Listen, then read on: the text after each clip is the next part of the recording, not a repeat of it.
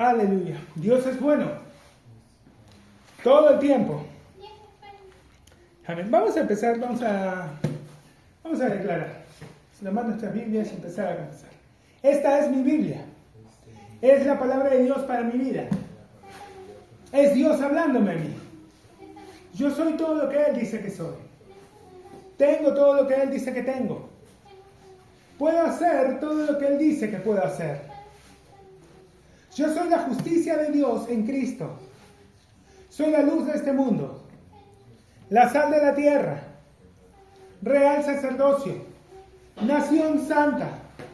Pueblo adquirido por Dios. Para anunciar las virtudes de aquel que me llamó de las tinieblas a su luz admirable. Soy un hijo de Dios. Soy la respuesta de Dios a la oración de mucha gente. La creación entera gime esperando mi manifestación gloriosa. En mi boca está el poder de la vida y de la muerte. Me hablaré palabras de vida y no de muerte, de riqueza y no de pobreza, de salud y no de enfermedad, porque hay milagros en mi boca. Tengo miles de ángeles a mi disposición, esperando mis órdenes para actuar. He sido sellado con el Espíritu Santo de la promesa. El que levantó de los muertos a Jesús mora en mí y me perfecciona cada día. Hoy voy a recibir en mi corazón la preciosa, siempre viva, fructífera y poderosa semilla de la palabra de Dios. Mi mente está alerta, mi corazón está dispuesto. Nunca más seré el mismo. Nunca más seré el mismo. Amén. Amén. Aleluya. Amén. Vamos a continuar con el estudio que estamos haciendo del libro de Romanos. Estamos en el capítulo 8, del verso 1. Ahora pues, ninguna condenación hay para los que están en Cristo Jesús, los que no andan conforme a la carne, sino conforme al Espíritu. Porque la ley del Espíritu de vida en Cristo Jesús, algo que vamos a empezar a hacer, así como les he dicho que cuando encontremos, para entender mejor, que cuando encuentren la palabra justicia, cámbienla por fe. ¿Por qué? ¿Por qué, hermano? Porque Dios lo hace. Dios cambia justicia por fe, así que vamos nosotros también a cambiarlo. Cuando encuentren justo, cámbienlo por creyente. Cuando encuentren perfecto, cámbienlo por maduro en su punto. Y algo más que vamos a empezar a cambiar es que cada vez que encontremos que menciona Cristo Jesús o Jesucristo, nosotros nos quedamos, por leerlo así, nos perdemos un poco de el enfoque que le quiere dar. Porque la palabra Cristo en hebreos Mesías o Mashiach, ¿no?, significa el ungido. Y el ungido es aquel sobre el cual posa la unción, o sobre quien es derramada la unción. La unción que fue derramada era el Espíritu Santo. ¿Ok? Hemos mencionado varias veces que Jesús todo lo que hizo aquí mientras estuvo en la tierra, Él caminó como un hombre ungido, un hombre cubierto por el poder, por el manto de poder del Espíritu Santo. No lo hizo desde su posición de Hijo de Dios porque no podía tener ninguna ventaja con respecto a nosotros. ¿Ok? Entonces, ahora pues ninguna condenación hay para los que están en la unción de Jesús. Y lo vamos a empezar a decir de esta forma para entenderlo mejor. Los que no andan conforme a la carne, sino conforme al Espíritu. Ya mencionamos una particularidad de la unción. La unción el profeta venía y rociaba aceite sobre el rey, sobre el sacerdote. Ese aceite representaba la presencia del Espíritu Santo que iba a venir sobre esa persona y la iba a capacitar para hacer todo aquello que necesitaba. Ahora, a los creyentes se nos da un bautismo en el Espíritu. Quiero que lo visualicen un momento. En el antiguo pacto se derramaba la unción. ¿Han visto cómo bautizan a los niños en la iglesia católica? El cura los sostiene y les rocea un poquito. ¿Han visto cómo se bautizan las personas en la iglesia protestante? Los agarran, los ponen en una pileta, en el río, en algún lugar, y los sumergen completamente dentro del agua y después los sacan. ¿En cuál de estas dos se moja más la persona? ¿En el primero o en el segundo? La palabra bautismo en sí lo que significa es inmersión, ser sumergido. A los niños no los sumergen, obvio, se pueden ahogar, ¿no? Simplemente los mojan un poquito. Bueno, en el antiguo pacto, sobre el sacerdote, sobre el rey, sobre el que iba a desempeñar un rol, el profeta venía con el cuerno lleno de aceite y derramaba el aceite, pero obvio, no era lo mismo que sumergido. Pero de todas formas era la representación de que el Espíritu Santo estaba sobre esta persona. A los creyentes se nos sumerge en el Espíritu Santo. Entonces, todo lo que se ve, cuando tú estás cubierto del Espíritu Santo, cuando has sido bautizado en el Espíritu Santo, es como ponerte una armadura, la armadura de Dios. Bueno, en la película y en el libro también aparece así. En la historia de la guerra de Troya, el guerrero más poderoso era Aquiles. Pero hay un momento en el que Aquiles no quiere ir a pelear y su sobrino, Patroclo, se pone su armadura y sale a pelear. Y cuando lo ven, todos pensaban que era Aquiles. Y le dicen, incluso se movía como tú. Tenía tus movimientos. Y él sale, y el solo verlo hace que los demás se llenen de valor y salgan y peleen con todas sus fuerzas. Y los enemigos también retrocedan por miedo. ¿Por qué? Porque con la armadura puesta no podían distinguir quién era el que estaba allí. No tenían forma de saberlo. Cuando la unción nos cubre, la gente no nos ve a nosotros. Cuando el Espíritu Santo nos cubre, la gente lo que va a ver es a Dios. Lo que se va a manifestar es el poder de Dios. Vas a hallarte diciendo cosas súper sabias. La gente, wow, qué sabio es este hermano. No, no eres tú, ¿eh? Es el Espíritu Santo el que está hablando a través de ti.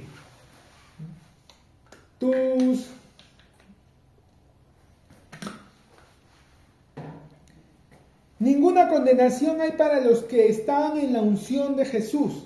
Entonces, cuando tú estás cubierto por Él, nadie va a poder señalar ningún error en ti. Porque lo que se va a ver es a Él. Pedro era un hombre de pueblo, de vulgo, bueno, era vulgar,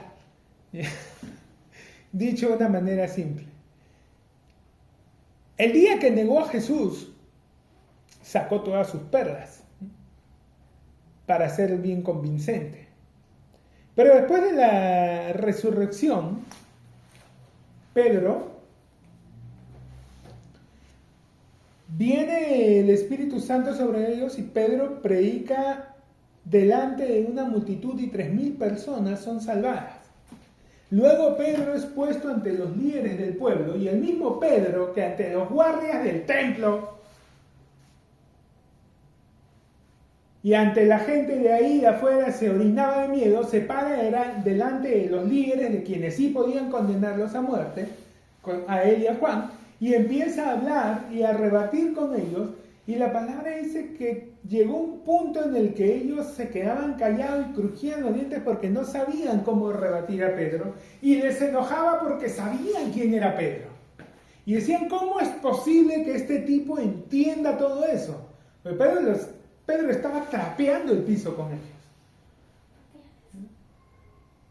Y ellos se quedaban asombrados. No es posible que este tipo entienda esas cosas. Y entonces se daban cuenta que sí, no era posible, efectivamente. Él no tenía manera de entender eso. La única alternativa que quedaba era que Dios estaba hablando a través de él. Pero eso era peor. Era mucho peor admitir eso. Porque entonces significaba que lo que este tipo decía era correcto y que ellos estaban equivocados. Ese era lo terrible. No solo que los estaba derrotando, sino que admitirlo era admitir también que Dios estaba hablando a través de él. No tenían forma.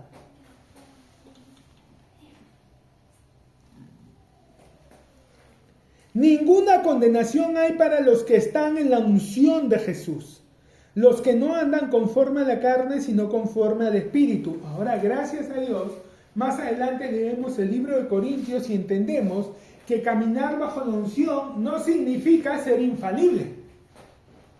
Los corintios se movían con la unción. Y estaban denunciándose allí, peleándose, estafándose, cabeceándose unos a otros. Pablo en un momento le dice, cuando alguien pide y luego no devuelve y después se están denunciando y peleando y todo esto delante de los incrédulos, ¿por qué no lo hacen dentro de la iglesia? ¿Qué entre ustedes no hay alguien sabio, no hay alguien entendido a quien puedan poner como mediador, como juez para resolver? No, tienen que irse a la plaza y que todo el mundo se entere que se están estafando, que se están defraudando.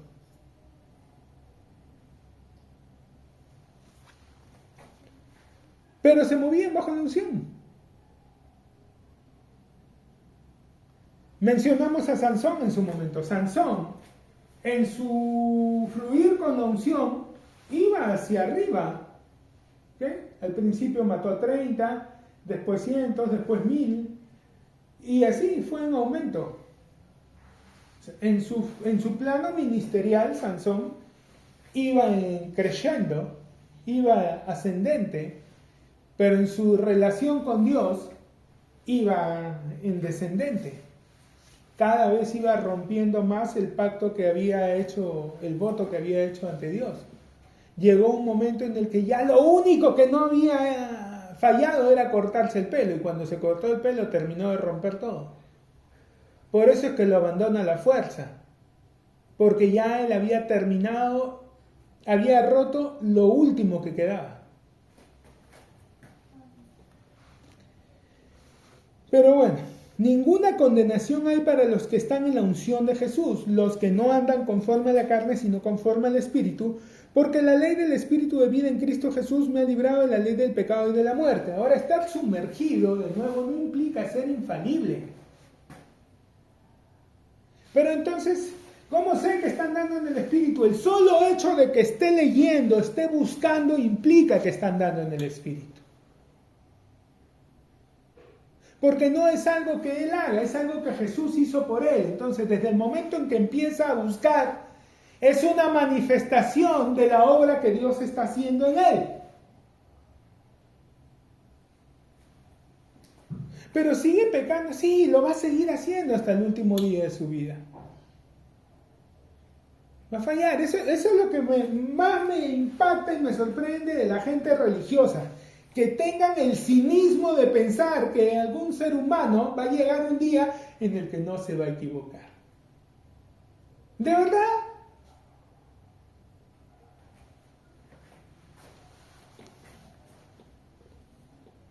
Porque la ley del Espíritu de vida, y acá explica, no andan conforme a la carne, sino conforme al Espíritu. Que explica el por qué no andamos conforme a la carne. Porque la ley del Espíritu de vida en Cristo Jesús me ha librado de la ley del pecado y de la muerte. ¿Por qué puedo andar en el Espíritu? ¿Por qué puedo ahora andar en el Espíritu? ¿Por qué puedo volar? ¿Cómo es? I can learn to fly. ¿Por qué puedo volar? Porque me han salido alas y plumas. Mis huesos son ahora como de pollito. Son huecos para que no pesen tanto. Porque me estoy apoyando en algo. Porque me subo a un aparato que es capaz de elevarse, que se apoya en otras leyes. No puedo volar por mí mismo, pero puedo volar si me subo a un avión, si me subo a un helicóptero, si me subo a un dirigible, si me subo a un globo aerostático, puedo elevarme del suelo. ¿Lo estoy haciendo yo? Sí y no. Yo soy el que se subió, yo soy el que se sienta, el que se pone el cinturón de seguridad, pero es el aparato el que hace todo el trabajo por mí. Y ese aparato no fue diseñado por ingenieros, alguien más lo construyó. La ley del espíritu de vida en Cristo Jesús, cuando me subo, cuando me pongo en Cristo Jesús, ninguna condenación hay para los que están en la unción de Jesús. Cuando me ubico en Él, cuando pongo mis ojos en Él. Miren, la mujer del flujo de sangre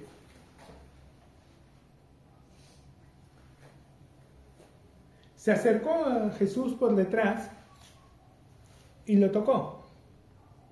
Pero la Biblia dice que ella decía, no dice solamente que lo pensaba, porque decía, si tocare tan solo el borde, ¿no?, seré sana. Ahora, llega un momento en el que Jesús se detiene y dice, ¿quién me tocó? Y es fantástica la respuesta de Pedro, porque nos permite entender una cosa. Pedro le mira y dice, maestro, todos te están tocando. O sea, tu pregunta, ¿quién me tocó? Todos te están tocando. Claro, sí, todos lo tocaban. Pero solo una persona decía, si tocar el borde, voy a ser sana.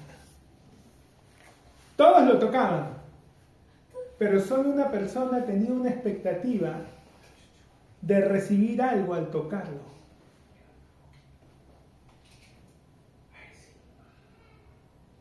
¿Qué fue lo que Jesús le dijo? Ahora, la unción era de él, ¿ok?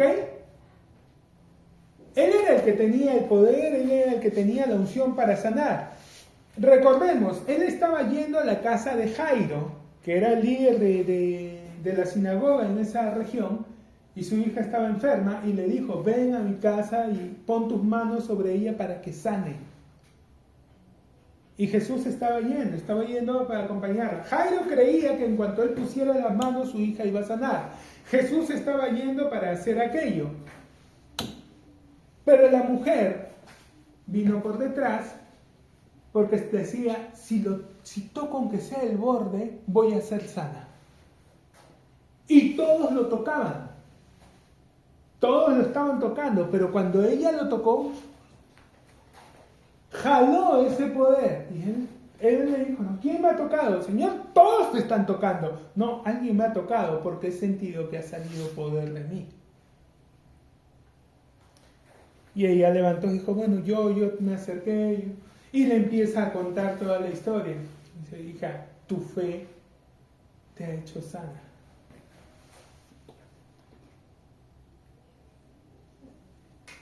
Él tenía la unción, pero ella la tomó.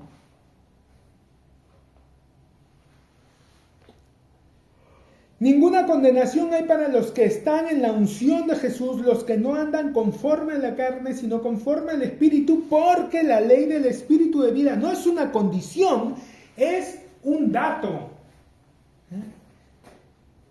Los que no andan conforme a la carne, sino conforme al Espíritu. Aquí simplemente te está informando que al estar en Cristo Jesús, ya no andas conforme a la carne, que al estar en la unción de Jesús, tú ya no estás andando conforme a la carne. Sí, puede que te sigas equivocando, puede que sigas teniendo arranques, puede que te sigas irritando, puede que sigan pasando muchas cosas, pero estás andando conforme al Espíritu, porque la ley del Espíritu de vida te libra de la ley del pecado y de la muerte, porque lo que era imposible para la ley por cuanto era débil por la carne, porque sí, te das cuenta de que tu humanidad es tu principal estorbo. Bueno, la ley estaba limitada por tu humanidad, pero Cristo Jesús no está limitado por ella. ¿Por qué? Pero es que yo me equivoco y peco. Bueno, porque la palabra te informa que donde abunda el pecado, sobreabunda la gracia. O sea, lo que no ocurría con tu carne es que si yo viajo, si yo me voy hasta la frontera, me voy a demorar varias horas, va a ser casi un día de viaje o más de un día, porque en las carreteras a veces hay problemas y porque tienen que parar para que la gente coma algo y esto y el otro.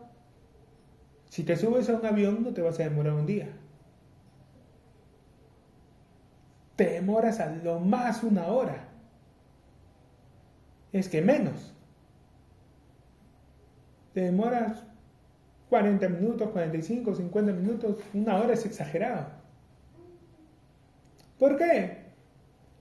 Porque va a otra velocidad, porque al ir por el aire, va por encima de las nubes un buen tramo, no le afecta si hay tormenta, si hay sol, si está el cielo despejado. Vas en el avión y ves las nubes por debajo. Y te das cuenta que hay zonas donde sí está viendo una tormenta y todo, pero tú estás por arriba de eso, no te retrasa. En cambio, si va el bus, sí lo afectan las tormentas porque pueden haber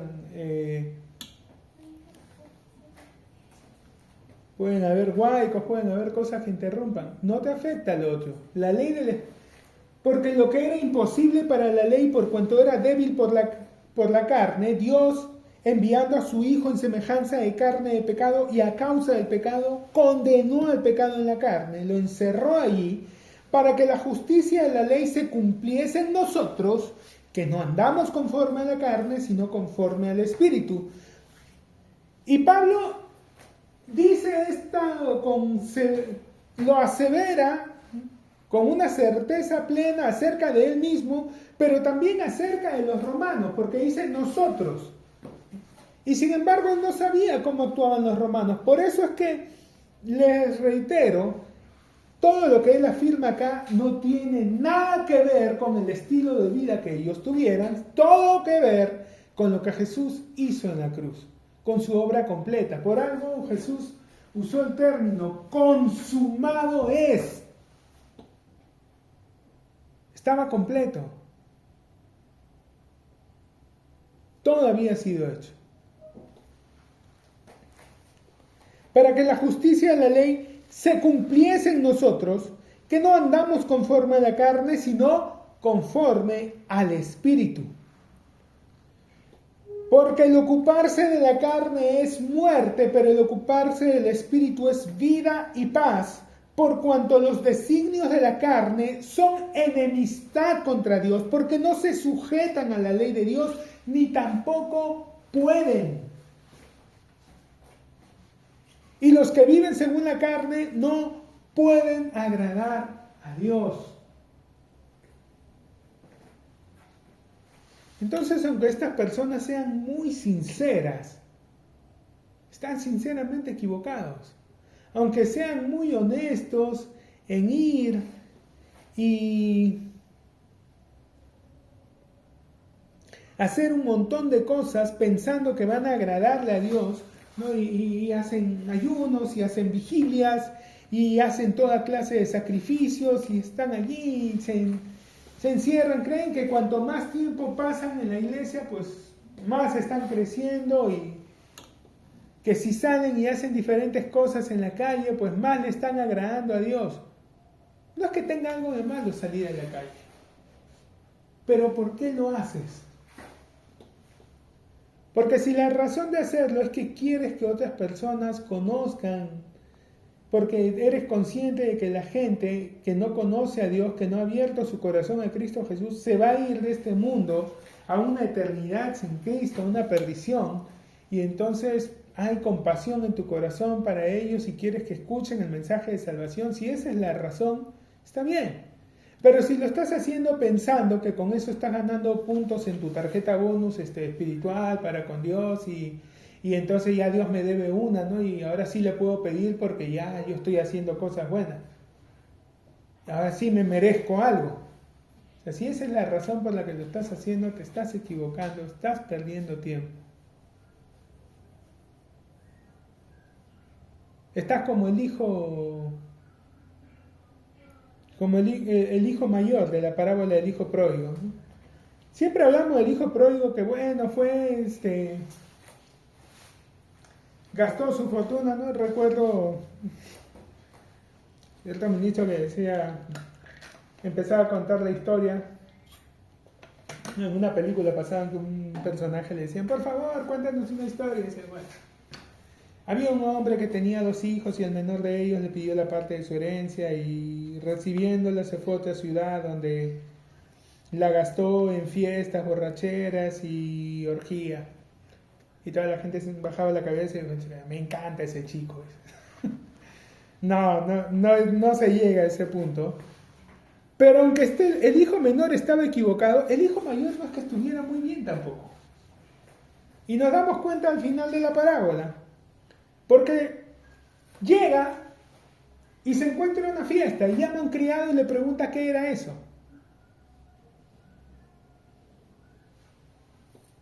O sea, ¿de verdad no sabes lo que es una fiesta?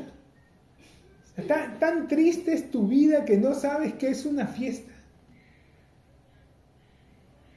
No digo que tengan que ser gente que vaya de fiesta en fiesta, ¿no? Pero creo que desde niños uno se entera más o menos que es una fiesta, ¿no? Y ve bulla en una casa, escucha música y ve adornos y ve globos y ve cosas, pero están celebrando algo. Pero el hijo mayor llega y dice, ¿qué es eso? Es una fiesta. Tu hermano regresó y tu padre ha matado al becerro gordo. Él se enoja. Todo el tiempo he trabajado para ti y nunca te he desobedecido y no me diste ni un cabrito. En el original él dice una cabra flaca. No me ha dado ni una cabra flaca para hacer una fiesta con mis amigos. Y el padre le dice, hijo, todo lo que tengo es tuyo. Y hay mucha gente por ahí con mentalidad de cabra flaca, que creen de que por lo que sirven, por lo que hacen, un día se van a ganar. Pero ni siquiera allí tienen una mentalidad de hijo, no esperan un becerro gordo, ellos están esperando una cabra flaca. No, hermano, uno no puede pedir eso, no puede esperar eso es vanidad. Te tengo una noticia. Vanidad de vanidades. Todo es vanidad. Está la palabra, búscala.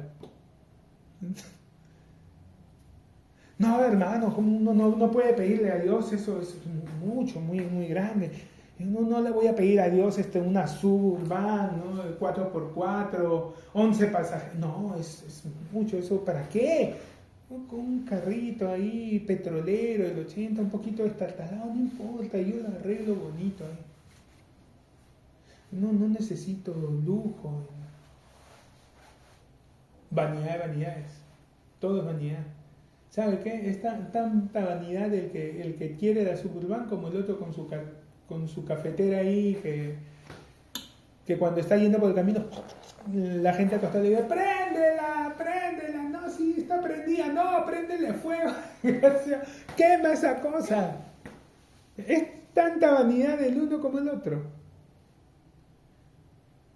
Uno está presumiendo de lo que tiene, puede que se presuma a sí mismo o que esté presumiendo a su Dios, a su papi, y el otro está presumiendo de lo humilde que es.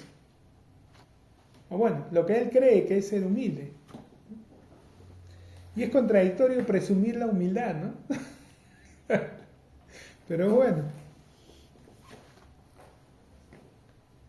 Los que son de la carne piensan en las cosas de la carne, pero los que son del espíritu en las cosas del espíritu, Porque el ocuparse de la carne, en muchas iglesias entienden que cuando dice el ocuparse de la carne está hablando de pecar.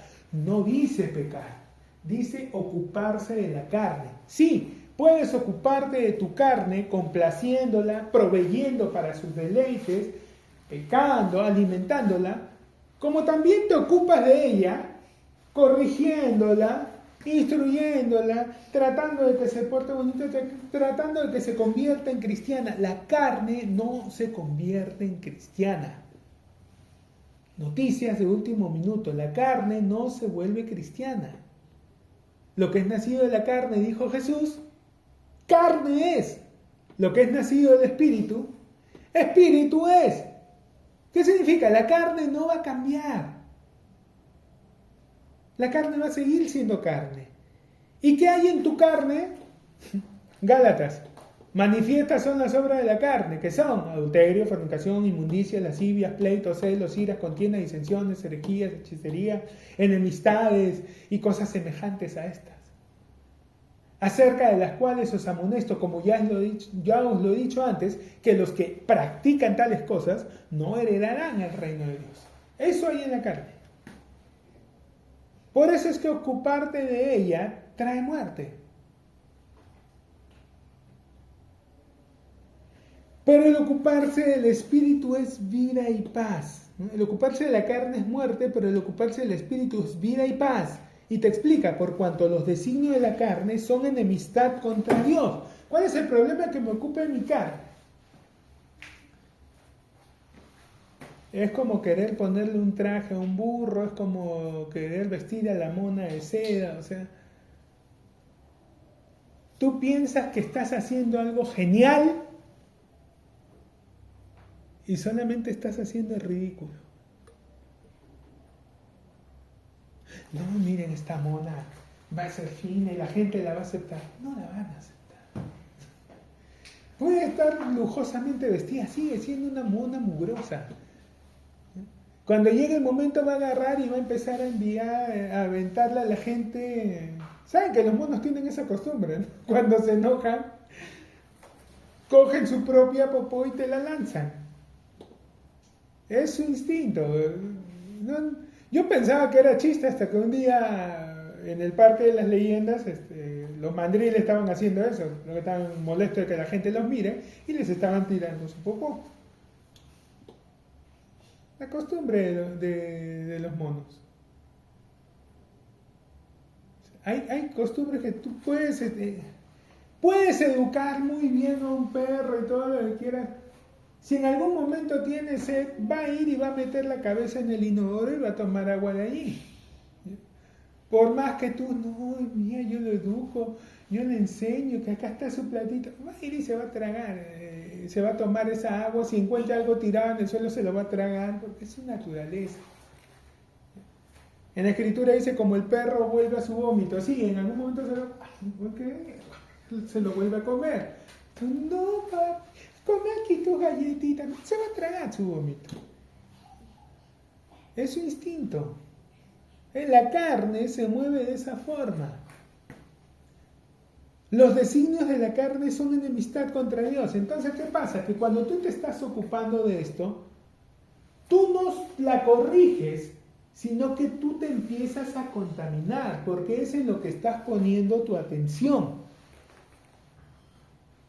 Es en lo que estás poniendo tus ojos. Cuando tú miras a Jesús, puestos los ojos en Jesús, te enseña la Escritura, el autor y consumador de la fe. ¿Qué efecto tiene que tú mires a Jesús? Empiezas a llenarte de fe, empiezas a cargarte con fe, porque lo estás mirando y empiezas a oír lo que sale de su boca, y la fe es por el oír y el oír por la palabra de Dios, y Él es el verbo, Él es la palabra, entonces va a empezar a generar fe en ti. Pero cuando tú empiezas a mirar tu carne, empiezas a mirar las cosas naturales y te empiezas a llenar y a meditar con eso y te contaminas. Es lo que está explicando aquí. El ocuparse de la carne es muerte, pero el ocuparse del espíritu es vida y paz. ¿Por qué es muerte? Por cuanto los designios de la carne son enemistad contra Dios, porque no se sujetan a la ley de Dios, ni tampoco pueden. ¿Entiendes? No importa qué tanto lo intentes, no importa qué tanta fuerza de voluntad que no, es que las personas que lo han hecho seguramente, ya, cuñado, tú eres mejor que Moisés, eres mejor que David, eres mejor que Daniel, o sea, todos fallamos, tú eres un unicornio especial, ya, tú no vas a fallar.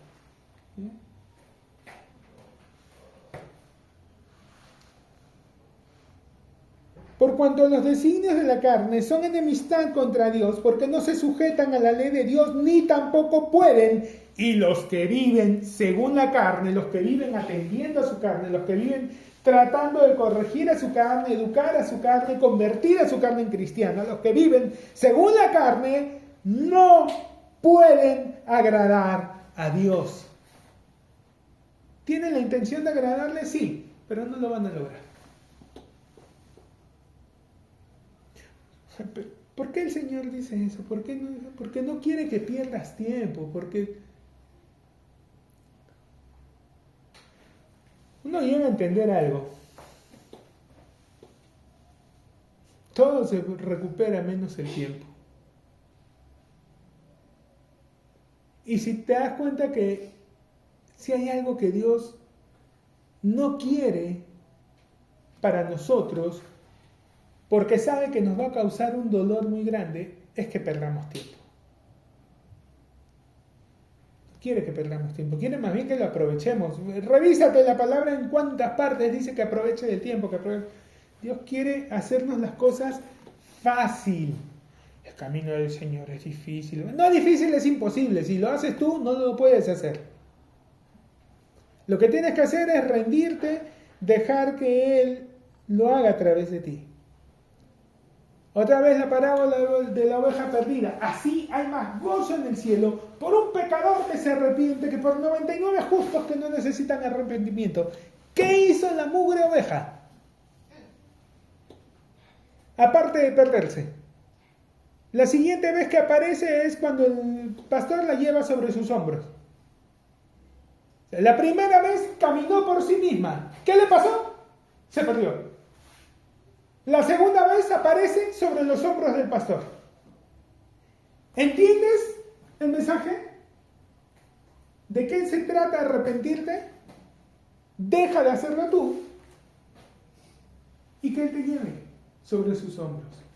Vengan a mí todos los que estén trabajados y cargados y yo les daré descanso para vuestras almas. Si te está pareciendo duro el camino, ríndete y deja que Él te lleve. Deja. Entonces no hago nada, hermano. No. Tienes que hacer algo. Ocúpate de una cosa. Pero no en tratar de cambiarte. Ocúpate en conocerlo, en buscarlo, en enamorarte de Él.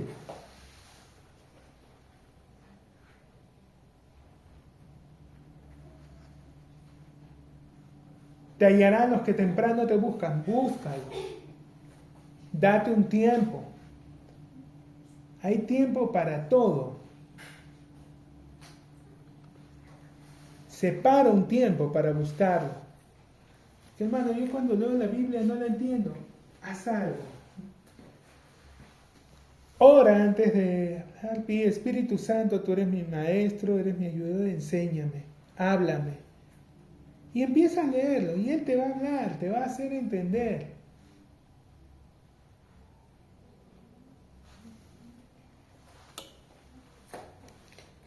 Y los que viven según la carne no pueden agradar a Dios. Más, sin tilde, equivalente a pero, conjunción adversativa que implica que lo que viene adelante se contradice a lo anterior. Entonces está diciendo, los que viven según la carne no pueden agradar a Dios. Pero ustedes, ¿no?, más vosotros, no vivís según la carne, sino según el Espíritu.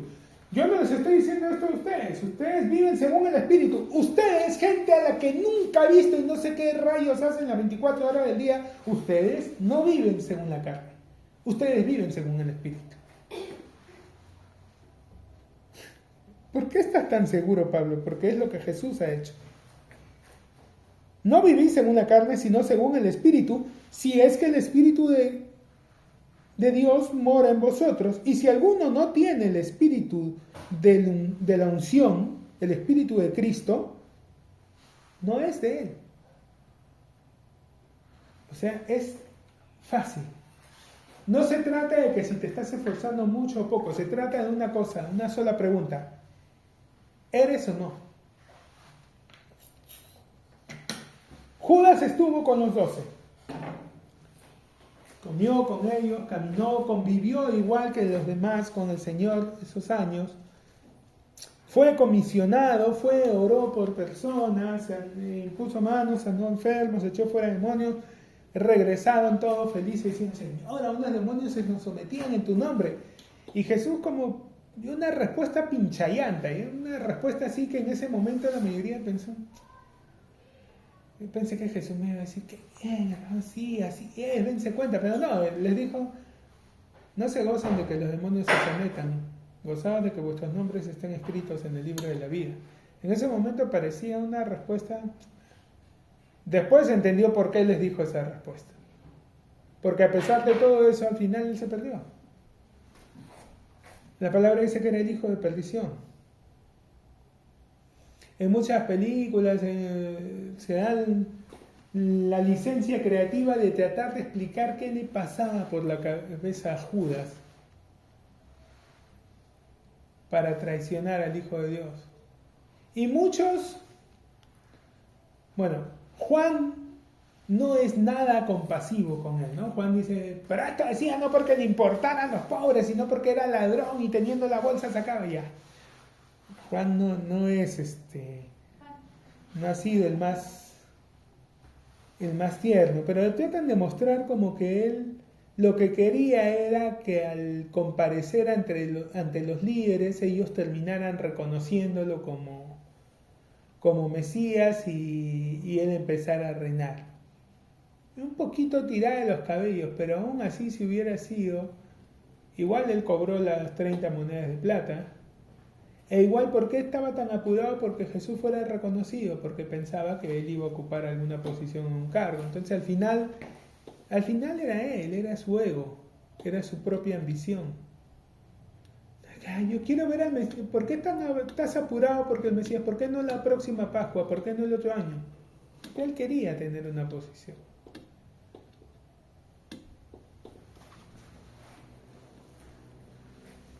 Nunca abrió su corazón ni entendió, ni terminó de entender la gracia. Ahora, hay mucha gente que en las congregaciones, igual, que no terminan de abrir su corazón a la gracia, que están escuchando la palabra, que escuchan el Evangelio, pero siguen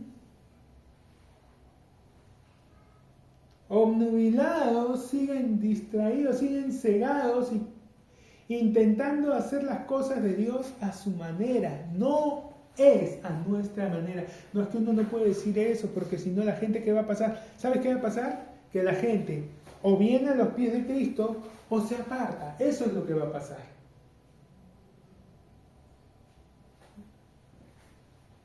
¿Y para qué quieres tú tener 80 personas en un lugar?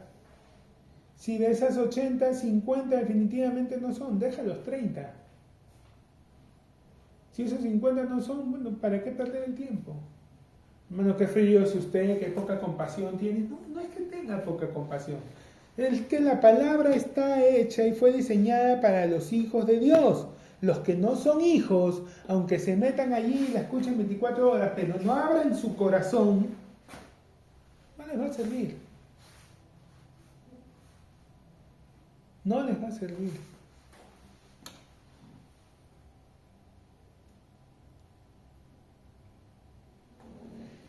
¿Y cuál es el problema? Que por tratar de mantener a estos, estás debilitando a los hijos. Alimento para creyente bebé y te mandan un filete.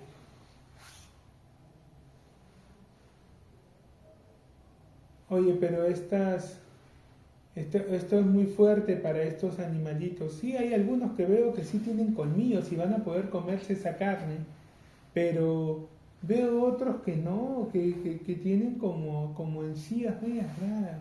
Ellos no van a poder digerir esto. ¿Sabes qué? Mejor no les vamos a dar esto. Vamos a moler esto y vamos a a mezclarlo con un poquito de pasto y todo para que puedan comerlo todos. O sea, ¿qué va a pasar? Que a los leoncitos, a los creyentes, para quienes sí está hecho este alimento, los vas a tener raquíticos y débiles. Por tratar de alimentar y mantener allí a los que no son. La palabra es sencilla y simple, el Evangelio. El que creyere y fuere bautizado será salvo. El que no creyere ya ha sido condenado. Es así de simple. Tú tienes que dar la palabra y dejar que cada quien dé la respuesta que va a manifestar que son. Los hijos de Dios van a creer. Los que no son de Dios no lo van a creer. ¿Para qué perder tiempo? Suena feo.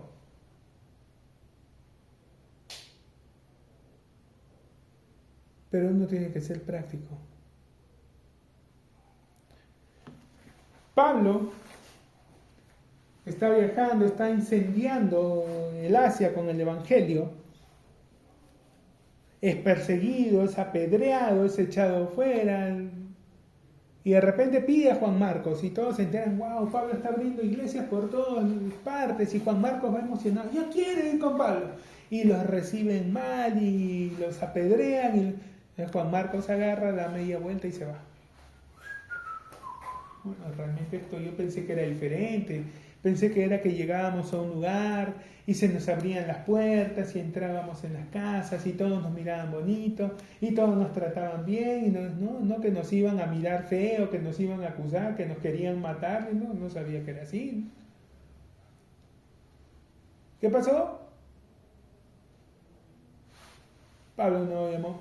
Regresan del viaje y Bernabé dice, ahí está Juan Marcos. Hay que llevarlo. Pablo dice, no lo voy a llevar. Pero Pablo, mira, para que nos abandone a mitad de viaje, ya se habían organizado qué cosa iba a hacer cada quien. Ellos contaban con el trabajo que iba a hacer Juan Marcos, pero Juan Marcos los abandonó. Y yo no voy a llevar para que me abandone allí. Yo necesito gente comprometida, gente está. Juan Marcos no viene más. Pero Juan Marcos es un chico tiene muchos atributos, es muy hábil, Yo no lo quiero. Yo quiero gente que esté dispuesta a morir. Pero él vale la pena invertir tiempo en él, inviértelo tú. Yo no tengo tiempo para muertos y heridos. Tengo que seguir, y necesito gente igual de apasionada, igual de mentalizada. Se separan, Bernabé se queda con Juan Marcos, Pablo coge a Silas y empieza el siguiente viaje. Pasan los años y sí, Juan Marcos termina convirtiéndose en un tremendo instrumento, sirve un tiempo con Pedro y después de un tiempo, ya se había vuelto un normal, Pablo lo llama de nuevo, mándenme a Juan Marcos.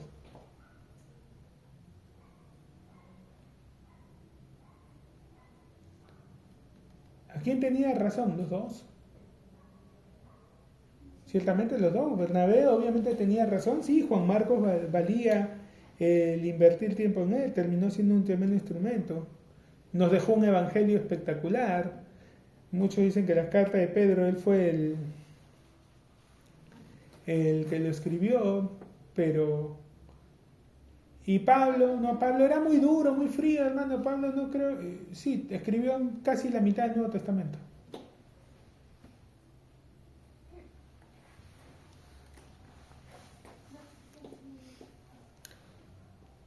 Los que viven según la carne no pueden agradar a Dios, mas vosotros no vivís según la carne, sino según el Espíritu.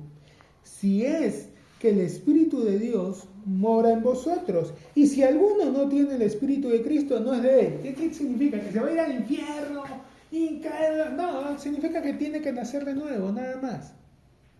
Si no tiene el Espíritu de Cristo, bueno, todavía no nació de nuevo, puede hacerlo. Puede abrir su corazón, puede hacerlo. Si alguno no tiene el Espíritu de Cristo, de Dios, si alguno no tiene el Espíritu de la unción, no es de él.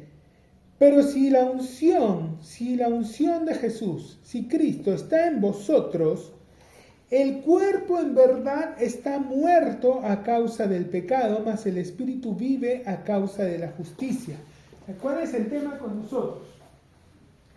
Que desde la perspectiva de Dios, esto es algo que debemos meditarlo y que tiene que arraigarse en nosotros, porque es la diferencia entre la vida y la muerte, que la palabra nos dice que nosotros fuimos llevados en el tiempo. ¿Recuerdan en el 6, cuando hablan del nuevo nacimiento y también del bautismo, ¿no? Usando la figura del bautismo, dice que fuimos clavados juntamente con Cristo Jesús, ¿no?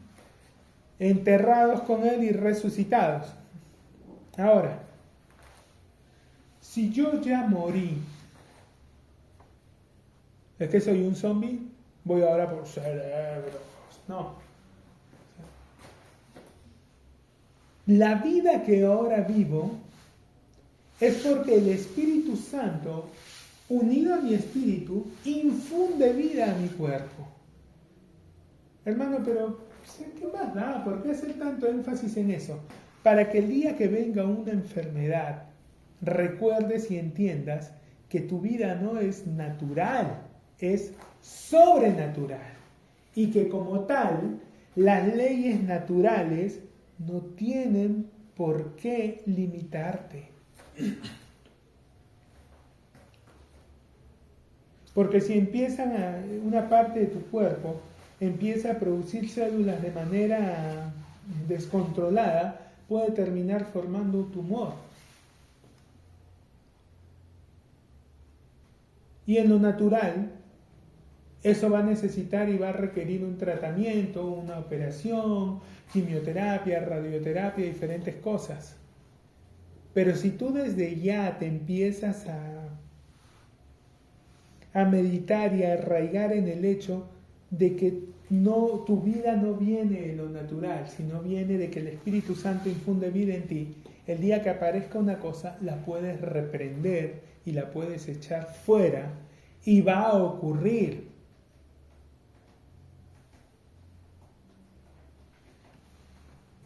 Como ya han sido muchos los casos de milagros y de cosas de este tipo, ya los médicos han empezado a analizar, bueno, ¿qué hay detrás de esto? ¿Por qué pasa? Porque hay gente que sí, que les hacen exámenes, y de repente un día le hacen un examen, ya te voy a operar y no aparece nada. Ya les han pasado varios casos así, entonces tratan de darle una explicación científica a por qué puede ocurrir eso. Ellos no te van a decir, es que Dios elimina, no, ellos tratan de darle una explicación. Y empiezan a ver de que no, que realmente las palabras que uno habla tienen poder y pueden activar, y que de esta forma la mente empieza a enviarle información a ese tejido y lo termina anulando. Le dan toda una vuelta en la que te explican qué es lo que Dios hace, ¿no? De qué manera Dios hace esa obra. Pero es Dios. Tú puedes entender todo eso, puedes simplemente llenarte de la palabra y creerla, y en el momento en que ocurran estas cosas, pararte en fe y hablarlo.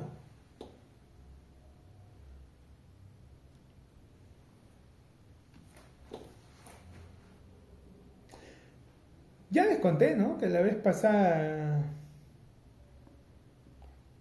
en ese momento no se los conté. ¿Y por qué no los contaba, hermano? Por la misma razón que cuando Jesús llegó a la casa de Jairo y todos estaban llorando, por ahí, no, ya se murió la niña. Y Jesús le dijo, no teman, no está muerta, solo está durmiendo. Y se empezaron a burlar de él. Que este hombre viene acá, qué cosa cree que no. Y entonces Jesús agarró y le dijo, por favor, fuera todos. Y solamente se quedó él, Pedro, Juan y Jacobo, Jairo y su esposa. y el abuelo, y el hermano, y el tío, y todos afuera. Porque llega un momento en que cuando vas a pelear contra la muerte, necesitas que todos apunten en la misma dirección. Porque la gente, con sus buenas intenciones, con toda la buena intención del mundo, pero pueden terminar abriendo puertas o desalentándote. Oye, pero ¿qué tal si mejor lo haces así? Pero mira, no, es que no te cierres, ve, ¿qué te cuesta? Ve y que te revisen y que te digan.